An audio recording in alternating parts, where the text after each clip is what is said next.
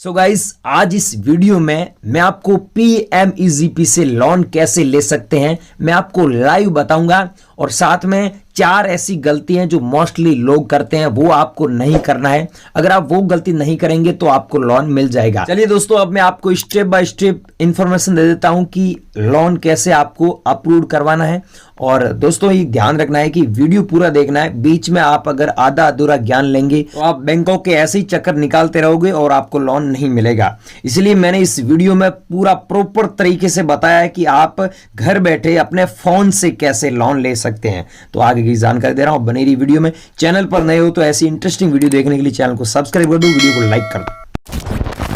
क्या आपको पता है कि इंडिया में एक ऐसी स्कीम है जहां पर आपको 50 लाख का लोन मिल सकता है, वो भी सिर्फ 10 to 11% इंटरेस्ट पे। ऊपर से आपको गवर्नमेंट की साइड से 35% की सब्सिडी भी मिल जाएगी।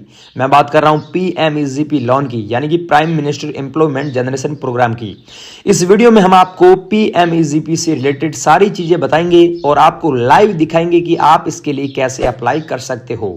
और आपके जो सारे डाउट्स हैं वो भी इस वीडियो में रिलेटेड टू PMEGP सब क्लियर हो जाएंगे और इसके बाद आपको और कोई वीडियो देखने की आवश्यकता नहीं पड़ेगी यूट्यूब पर PMEGP लोन के बारे में। सबसे पहले बात कर लेते हैं कि कौन कौन PMEGP लोन के लिए मतलब कि इस स्कीम के लिए अप्लाई कर सकता है, यानी कि इसका एलिजिबिलिटी क्राइटेरिया। पहला क्राइटेरिया है कि आपकी एज कम से कम 18 ईयर्स की होनी चाहिए। सेकंड है कि आप कम से कम 8th क्लास पढ़े होने चाहिए। थर्ड है कि इसमें बाकी लोन्स की तरह कोई इनकम क्राइटेरिया नहीं है, आपकी इनकम कितनी भी हो सकती है।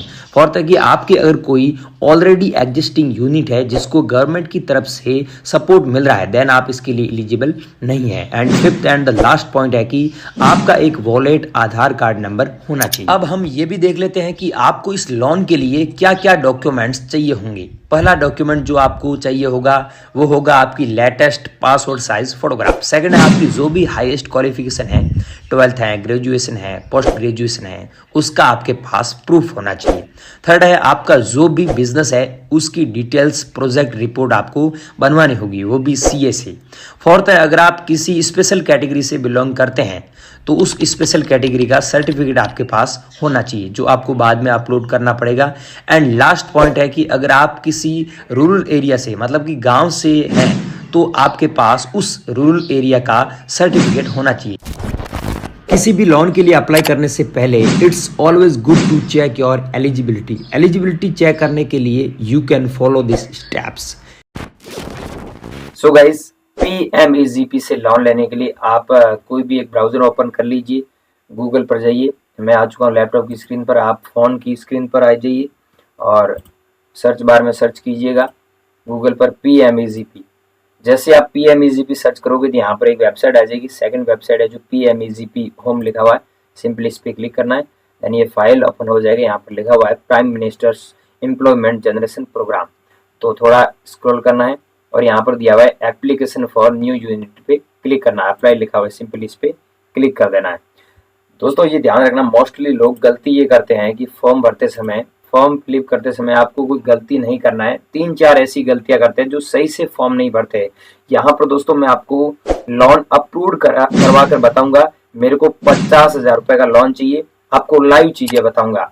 बहुत सारे लोग गलती करते हैं भाइयों, आपको गलती बिल्कुल भी नहीं करना है। ध्यान रखना है कि फर्स्ट में दे रखा है, मैं आपको स्टेप बाय स्टेप बता रहा हूँ, ध्यान से समझना। ये फॉर्म भरने के लिए आप आधार कार्ड और आपके पास में जो पैन कार्ड है वो जरूरी डॉक्यूमेंट लेकर बैठे, ठीक है। आधार कार्ड फर्स्ट में दे रखा है, आप देखिए यहाँ पर आधार कार्ड नंबर मांग रहा है, तो यहाँ सबसे पहले हम आधार कार्ड नंबर दे देते हैं। और सेकंड में दोस्तों आप देखिए दे रखा है EID इनरोलमेंट ID 24 डिजिट का होता है। अगर आपका आधार नहीं आया तो जो जब आधार अप्लाई करते हैं उस समय एक पर्ची दे देते हैं, उसमें एक नंबर होता है, वो भी यहाँ पर दर्ज कर सकते हैं अगर आपका आधार नहीं है तो। मेरे पास में आधार है, मैंने कर दिया है दर्ज। सेकंड में आपको करना है नेम ऑफ एप्लीकेंट। यहाँ पर आपको क्या करना है कि आधार में जो आपका नाम है, बहुत सारे लोग यहाँ पर ये गलती करते हैं, आधार में आपका जो नाम है वो यहाँ पर दर्ज करना है। मेरा जो आधार में नाम है वो मैं दर्ज कर देता हूँ यहाँ पर। और नीचे आप देख सकते हैं यहाँ पर दिया हुआ है स्पॉन्सरिंग एजेंसी, तो यहाँ पर सेलेक्ट एजेंसी पे क्लिक करना है और KVIC KVIB ये सिलेक्ट करना है। अगर आप रूरल से हैं, मतलब गांव से है तो ये DIC मत करना, ये अगर आप शहरी से हैं तो कर सकते हैं, ठीक है। और फिर स्टेट आपको सेलेक्ट करना है, सेलेक्ट स्टेट में सेलेक्ट स्टेट पे क्लिक कर देता हूँ, आपका जो भी स्टेट है, मेरा राजस्थान है तो मैं राजस्थान पे क्लिक कर देता हूँ। फिर डिस्ट्रिक्ट सेलेक्ट आपको कर लेना है, आपका जो भी डिस्ट्रिक्ट है, मेरा बाड़मेर है तो मैं बाड़मेर कर लेता हूँ। उसके बाद में यहाँ पर जो ये दिया रखा है इस पर आपको टिक कर देना है।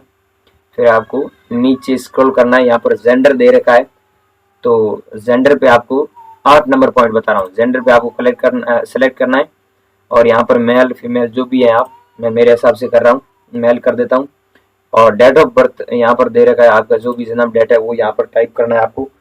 फिर आपको दोस्तों नीचे देखिए, मैं ध्यान से बता रहा हूँ आपको, यहाँ पर सोशल कैटेगरी दे रखी है तो यहाँ पर सोशल कैटेगरी पे आपको क्लिक करना है।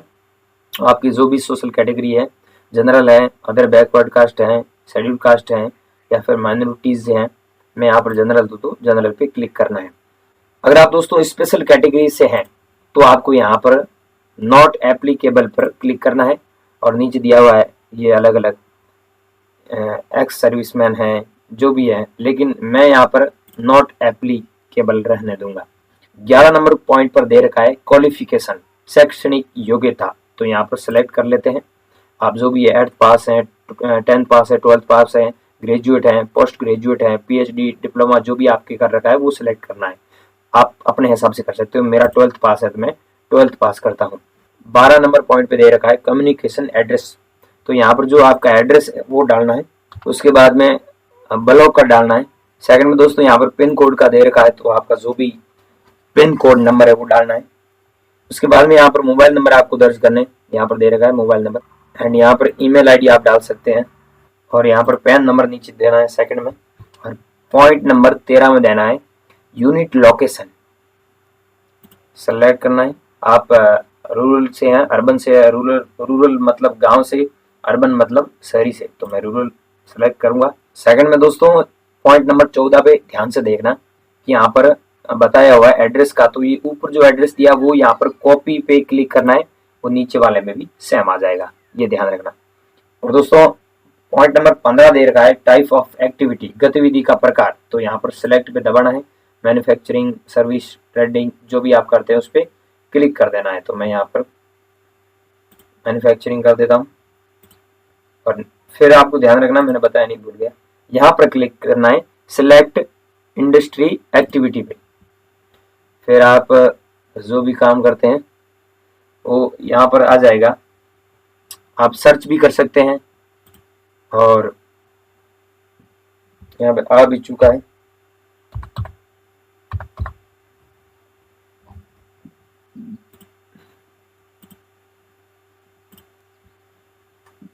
उसके बाद में सेकंड में है इसका विवरण देना है।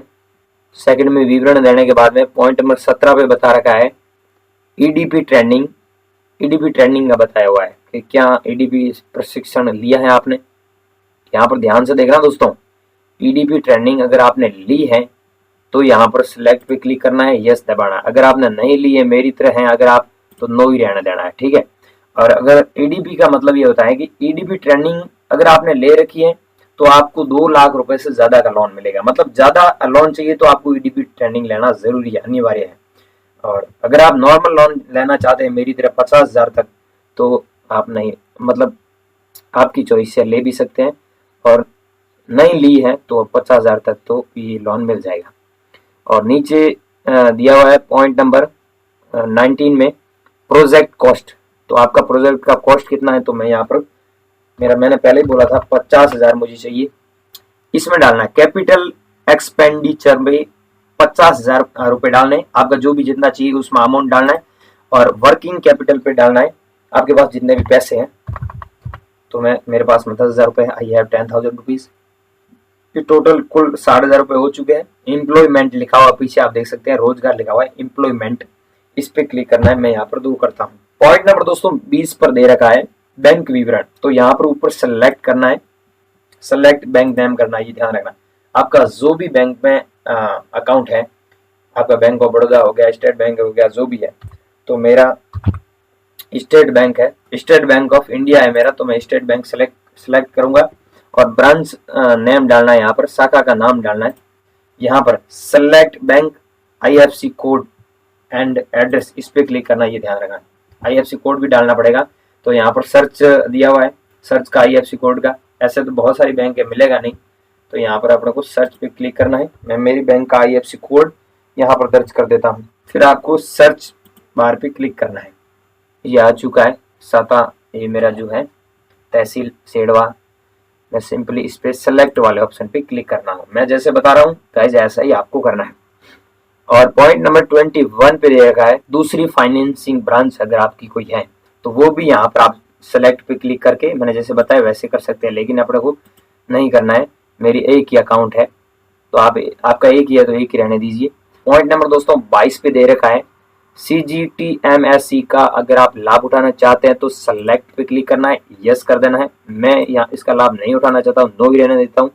और फिर दिया हुआ है 23 नंबर पॉइंट पर, where did you hear about PMEGP, मतलब कि आपने PMEGP के बारे में कहाँ से सुना, तो सेलेक्ट पे क्लिक करना है। यहाँ पर अलग अलग दे रखा है, वर्ड ऑफ माउथ, नीचे दिया हुआ है newspaper advertisement, radio advertisement, television advertisement, मतलब ये कहाँ से सुना है इस PMEGP के बारे में, इंटरनेट से आपने सुना है, सोशल मीडिया से, जो भी। तो मैं यहाँ पर सर्च इंजन लगाता हूँ, सर्च इंजन सर्च किया था मैंने, ठीक है। फिर आपको नीचे सिंपली ये सेव एप्लीकेंट डाटा दिया हुआ है, सिंपली आपको इस पे क्लिक कर देना है। अगर आपका सही से भरा हुआ तो राइट आ जाएगा, थोड़ा मिस्टेक होगा तो ये अपने आप पॉपअप बता देगा। यहाँ पर थोड़ा गड़बड़ बता रही है, बताया हुआ सेलेक्ट ऑफ नेम, यहाँ पर नाम का बता रहा है। अच्छा, नाम के, सॉरी दोस्तों, सही बिल्कुल सही बताया कि नाम के आगे सेलेक्ट वो नहीं किया कि आप मिस्टर हैं या फिर कुमारी हैं, या फिर आप नाम के आगे मिस्टर लगाते श्री लगाते हैं, तो मैं यहाँ श्री लगाता हूँ। अब मेरे ख्याल से हो जाएगा डन। सेव एप्लीकेंट डाटा पे क्लिक करना है, हाँ हो गया। User name and password will be send to your registered mobile number, मतलब दिया हुआ क्या, यूजर नेम और पासवर्ड ID है, हम आपके मोबाइल नंबर पर सेंड कर रहे हैं, तो यहाँ पर ओके का ऑप्शन दे देता हूँ। तो यहाँ पर दिया हुआ है सेव एड्रेस, ये एड्रेस सेव कर लेना, मेरे यहाँ पर दे रखा है तो मैं एड्रेस सेव कर लूंगा। ये कह रहा है कि आपके मोबाइल नंबर पे हमने मैसेज सेंड कर दिया है और आपके मोबाइल नंबर यूजर ID भी सेंड कर दी है। तो सिंपली मेरे जो मैंने मोबाइल नंबर दी उस पर आ चुका है, तो मैं यहाँ पर एप्लीकेंट लॉगिन वाले ऑप्शन पे क्लिक कर देता हूँ। उसके बाद में दोस्तों आपके मोबाइल नंबर पे जो भी ये यूजर ID आई और पासवर्ड आया है वो यहाँ पर लगा देना है। मैं यूजर ID यहाँ पर लगा देता हूँ। अगर आप पासवर्ड भूल जाते हैं दोस्तों तो फॉरगेट पासवर्ड पे क्लिक करना है, पासवर्ड नया आ जाएगा। लेकिन आपके जो आप मोबाइल नंबर दोगे उस पर मैसेज आ जाएगा मेरी तरह, जैसे मेरे मोबाइल नंबर पे मैसेज आ चुका है तो पासवर्ड यही लगाना है जो आया है वही। फिर यहाँ पर क्लिक कर देना है और यहाँ पर ये बताया कि सेव भी पासवर्ड कर सकते हैं। ये आपके ऊपर ID है, नीचे पासवर्ड दिया हुआ है, तो मैं सेव वाले आइकन पे क्लिक कर देता हूँ, ठीक है। और यहाँ पर स्कोर भी आप चेक कर सकते हैं। ये PMEG पोर्टल की जो ID आ चुकी है मेरी, ये दोस्तों देख सकते हैं ID आ चुकी है और नेम ये आ चुका है। और मैं यहाँ पर इसका सिंपल सा फोटो ले लेता हूँ एक।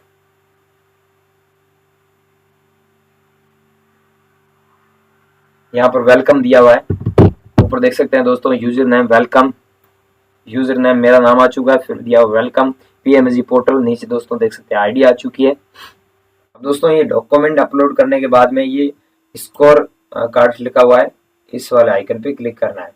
तो यहाँ पर बताया है कि मेन सबसे जरूरी बात यह है कि आपका स्कोर है वो 60 से अधिक होना चाहिए, मतलब कम से कम आपका स्कोर 60 होना चाहिए। अगर 60 से कम है तो लोन नहीं मिलेगा। और ये 60 से अधिक स्कोर कैसे करना है ये मेरे साथ बने रही, मैं आपको बता रहा हूँ। ये देखिए यहाँ पर अगर आपकी एज 25 से 40 है तो आपको 6 मिलेगा, 6 स्कोर। 18 से 24 है तो 5 स्कोर मिलेगा। 41 से 49 है तो 3 मिलेगा। 50 से एबो है तो आपको 2 मिलेगा।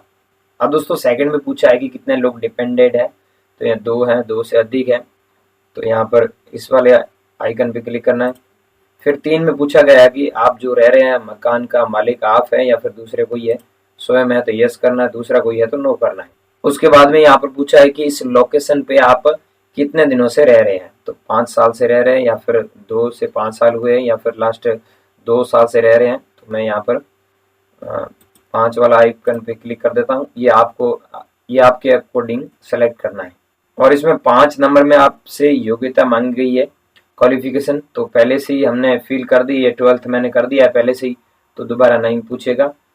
और 6 में पूछा गया है कि व्यापार की लाइन का अनुभव, तो यहाँ पर दोस्तों जो भी आपके हिसाब से बता सकते हैं, 1 साल का है या फिर 1 से 3 साल का है, तो यहाँ पर मैं ये इस वाले आइकन पे क्लिक कर देता हूँ, आपके अकॉर्डिंग सेलेक्ट करना है।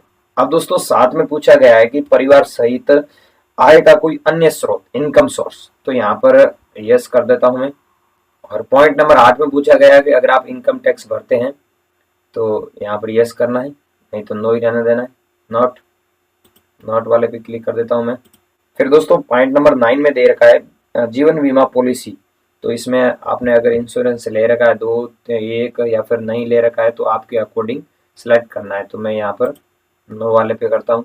अब दोस्तों पॉइंट नंबर 10 में दे रखा है कि रिलेशनशिप आपके बैंक के साथ में कैसा है, तो यहाँ पर अगर आप न्यू है तो यहाँ पर न्यू वाला आइकन पे क्लिक करना है। अगर आपका पहले से ही बैंक में ऑलरेडी अकाउंट है तो यहाँ पर ऑलरेडी वाले आइकन पे क्लिक करना है। मेरा पहले से ही है तो मैं ऑलरेडी पे क्लिक करता हूँ, और नीचे बैंक अकाउंट ओपनिंग लिखा है, इस पे क्लिक करना है। यहाँ पर डेट डालना है कि आपका अकाउंट कौन से ईयर में, कौन सी डेट को ओपन किया था आपने, तो यहाँ पर मैं मेरी डेट डाल देता हूँ। 2019 में ओपन किया था मैंने नवंबर में, और डेट थी 1, ये मैंने डेट फ्लिप कर दी। अब दोस्तों पॉइंट नंबर 11 पे बता रखा है क्रेडिट हिस्ट्री, तो इस पे अलग अलग स्कोर बता रखा है। अगर आपकी हिस्ट्री वेरी गुड है तो आपको 5 स्कोर मिलेगा, अगर आपकी पेनल्टी लगी हुई है या सिविल स्कोर खराब है तो फिर आपको नो वाले पे करना है। तो मेरा वेरी गुड है तो मुझे 5 मिलेगा, तो इस हिसाब से आपको स्कोर बढ़ाने हैं। तो यहाँ पर ध्यान रखना है कि सही सही आपको फ्लिप करना है। पॉइंट नंबर 12 पे दे रखा है कि रॉ मटेरियल के बारे में बताया, तो यस कर देते हैं। अब दोस्तों पॉइंट नंबर 13 देख लेते हैं कि बेसिक नॉलेज है आपको RCIT का, ITS का, कंप्यूटर नॉलेज है, तो आपको यस करना है, अगर ये नहीं है तो आपको नो करना है। अब दोस्तों पॉइंट नंबर 14 में बता रखा है कि मार्केटिंग टाइप्स, आप मतलब प्रोडक्ट अपना सेल करना चाहते हैं तो आप यस कर सकते हैं, नहीं करना चाहते नो कर सकते हैं। मैं यहाँ पर यस कर देता हूँ। और पॉइंट नंबर नीचे 15 पे बता रखा है लाइन ऑफ एक्टिविटी, तो यहाँ पर ये पहले से ही फ्लिप है ऑलरेडी। अब दोस्तों पॉइंट नंबर 16 पे बता रखा है कि आप GST भरते हैं या फिर गवर्नमेंट से लाइसेंस मिला हुआ है तो आप यस कर दीजिए, नहीं तो नो रहने दीजिए। मैं यहाँ पर नो कर देता हूँ। दोस्तों पॉइंट नंबर 17 पे बता रखा है कि रीपेमेंट पीरियड्स, ये कह रहा है कि ये पैसे हैं जो आप 5 साल के अंदर चुका दोगे या फिर 5 साल से ज्यादा टाइम लगेगा, तो मैं ये पे 5 वाला पे क्लिक कर देता हूँ। और 18 पे बता रखा है एम्प्लॉयमेंट जनरेशन, तो यहाँ पर कितने एम्प्लॉय है, तो मैं यहाँ पर, ये तो ऑलरेडी है ही। दोस्तों पॉइंट नंबर 19 पे आपके अपने हिसाब से अकॉर्डिंग ये सेलेक्ट कर लेना है। अब दोस्तों पॉइंट नंबर 20 पे बता रखा है सिक्योरिटी के बारे में, तो 100% अबोव है या फिर 50%, 100% लेस देन 50%, तो आपके अपने अकॉर्डिंग इसको सेलेक्ट कर देना है। अब दोस्तों नीचे यहाँ पर राइट टिक मार देना है, और यहाँ पर ये कह रहा है, यहाँ पर लिखा हुआ है कि ये जितने भी ऊपर इन्फॉर्मेशन दी है ये सही सही फ्लिप करनी है, झूठा यहाँ पर कुछ भी टिक नहीं करना। अगर आपने झूठा ऊपर कुछ भी टिक किया है तो यहाँ पर फिर आप यस पे करके सेव करोगे तो ये आवेदन आपका अस्वीकार कर दिया जाएगा। तो मैं यहाँ पर सेव वाले आइकन पे क्लिक कर देता हूँ। उसके बाद में नीचे लॉगिन वाले ऑप्शन पे क्लिक कर देता हूँ। फिर गाइज आपको फाइनल सबमिशन पे क्लिक कर देना है, एंड यहाँ पर ये पूरा डिटेल आ जाएगा। तो दोस्तों PMEGP से लोन लेना चाहते हैं तो इस वीडियो को अगर आपने पूरा नहीं देखा पूरा देख लीजिएगा, क्योंकि इस वीडियो में हमने पूरी जानकारी दी है कि आपको फॉर्म कैसे भरना है, और फॉर्म भरते समय कोई भी मिस्टेक मत करना। जैसे मैंने बताया ऐसे आप अगर फॉर्म फिलअप करोगे तो आपको भी मिल जाएगा लोन। Thank you.